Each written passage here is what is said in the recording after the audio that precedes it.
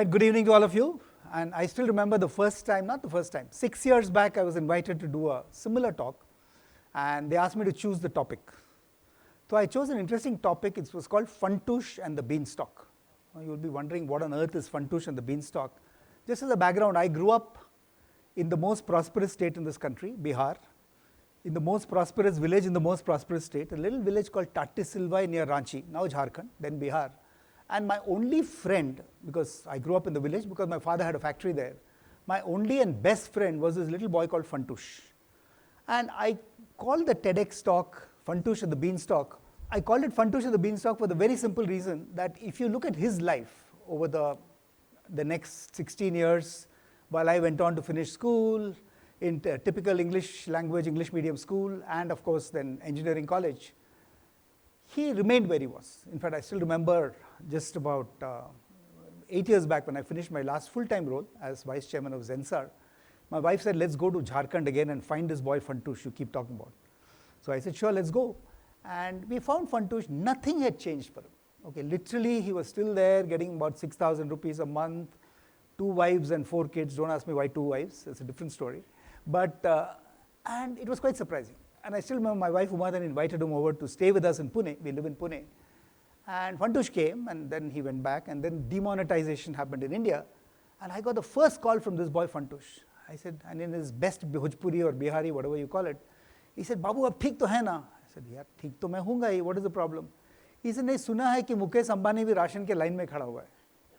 I mean, I started wondering then that here we are, successful careers, what you speak, but at the end of the day, 70% of India is still Funtoosh. And what was my beanstalk? My beanstalk to get out of that little village was education. And when I look at 2,800 bright students in Flame University, obviously your beanstalk is also education. But today, unfortunately, and in fact one of the very bright students was asking me this question when we were waiting, he said, look, there's so much competition. How do we succeed?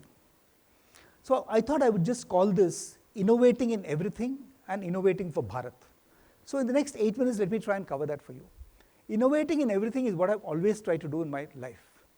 When I became CEO of Aptech at the age of 32, the first question we were asking ourselves was, computer education was new, but there was this huge market leader called NIIT, and we said, how do we differentiate and how do we make ourselves successful?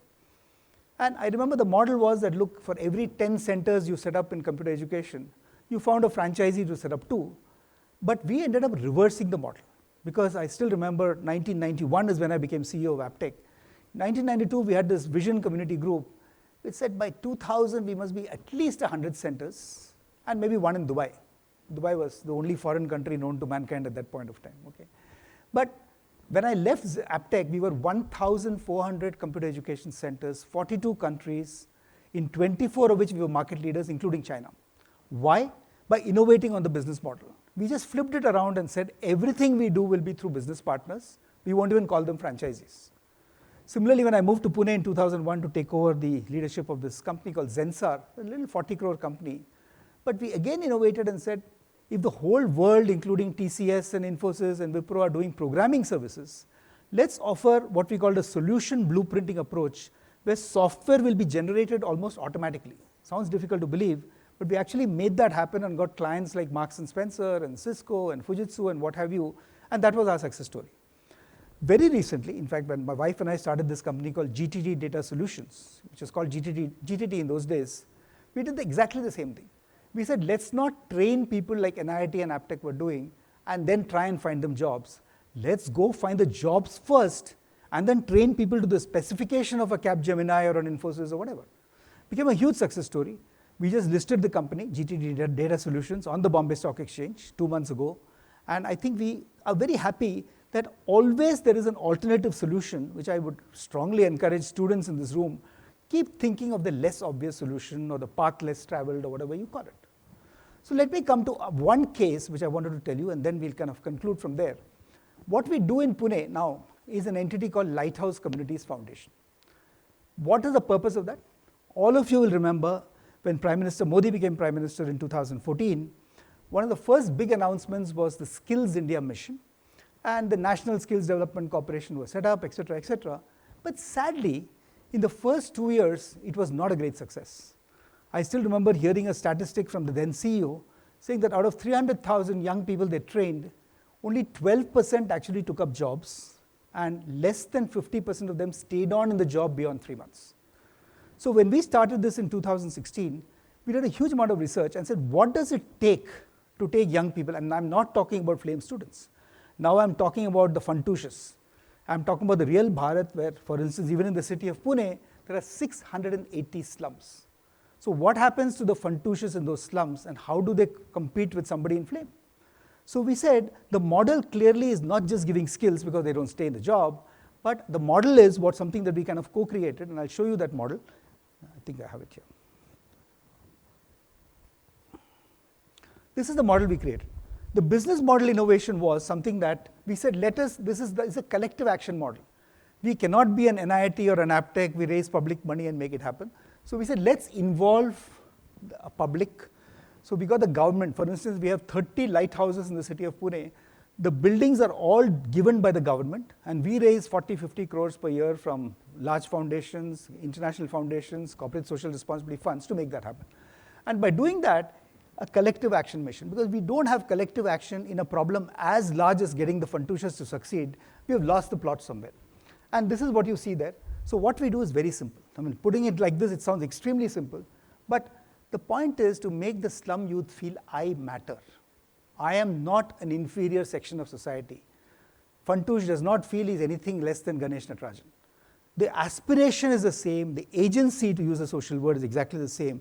And we've kind of devised the 7-part model, as we call it. And the 7-part model, I won't bore you with the details. Any of you want, I'm sure the organizers can send you the slides.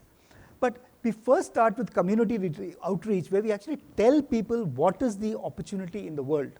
People in FLAME know it. But a slum dweller in Janta Vasayat in Pune does not even know the opportunity. Then we get them into what we call rhythm, get them a safe space, and make sure that we build the agency or the aspiration, saying, I am the agent for my own transformation or my own future. Then get into counseling, and only then talk about a skill. You don't push people into a plumbing course. It's almost like what you do here.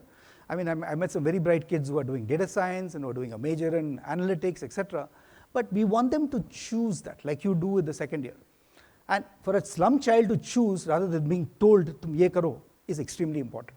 So counseling, then the vocational skilling, as you can see, is the 4th part of this model. And then finally, whether you want to be self-employed, be an entrepreneur, do placement, whatever, that's your privilege. And then we actually work with the alumni to make sure that for 1 year, nobody drops out of their job. So this model has been extremely successful. Net result of all this has been that today we are in 50 lighthouses in 14 cities, multiple states, I mean, including Delhi, and right now starting in Uttar Pradesh, in Telangana, etc. And the point I wanted to make is, and of course we got a lot of recognition nationally and internationally from the Montreal Smart Cities Convention. Prime Minister Modi there actually looking at a model of a lighthouse in Lucknow and saying, how do we scale this all India? And the reason I'm saying this is, and let me just summarize in the last minute or so, that it is extremely important to say that, look, India will succeed not, and of course we will become the number 3 in GDP. Beating Japan and Germany is not going to take more than 2 years. What we must aspire to do is becoming the number 10, 20, whatever in GDP per capita. When the average Funtoosh is not getting $2,800 per year, but is actually getting at least $12,000 per year, we would have truly gone towards a Viksit Bharat. And just to conclude, as I said earlier, this is not going to happen by accident, ladies and gentlemen. It's going to happen by a deliberate, collaborative, cooperative coming together. Government must play its role. Corporate sector must play its role rather than just sitting back and saying, should we work 90 hours per week or 70 hours per week? I mean, that's such an inane discussion we're having on social media. But what is important is we play our role. Civil society, okay, what we call the social sector must play its role. And most important, I think you and me, every responsible citizen of the country, our heart has to bleed for Bharat. Only then will we be successful. And coming back to my original point, it's all about innovation. It's all about finding a different way because the old ways have not succeeded. And today is the day of youth, the birth date of Swami Vivekananda. So let me end by my favorite quote from Swami Vivekananda, where he said in the Parliament of Religion speech in Chicago, "Arise, awake, and stop not till the goal is reached." Thank you very much.